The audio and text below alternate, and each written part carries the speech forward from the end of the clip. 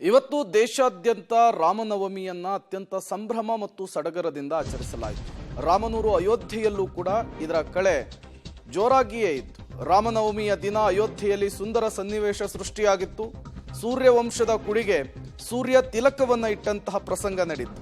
ಅಯೋಧ್ಯೆಯ ಬಾಲರಾಮನ ಹಣೆಯನ್ನ ರವಿಕಿರಣ ಬೆಳಗಿರುವಂತಹ ಸನ್ನಿವೇಶ ಇವತ್ತು ಸೃಷ್ಟಿಯಾಗಿತ್ತು.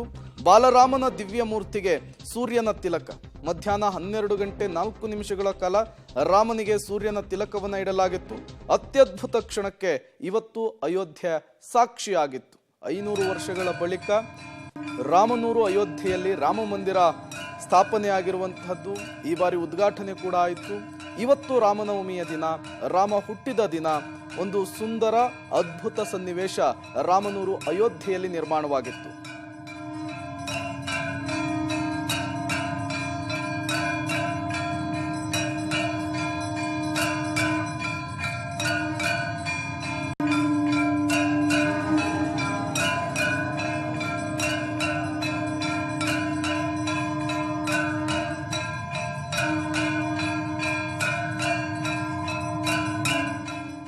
ಪ್ರಚಾರದ ನಡುವೆಯೂ ಕೂಡ ರಾಮಭಕ್ತ ಪ್ರಧಾನಿ ನರೇಂದ್ರ ಮೋದಿಯವರು ವಿಮಾನದಲ್ಲಿ ಇವತ್ತಿನ ಈ ಸನ್ನಿವೇಶವನ್ನ ಕಣ್ತುಂಬಿಕೊಂಡಿದ್ದಾರೆ.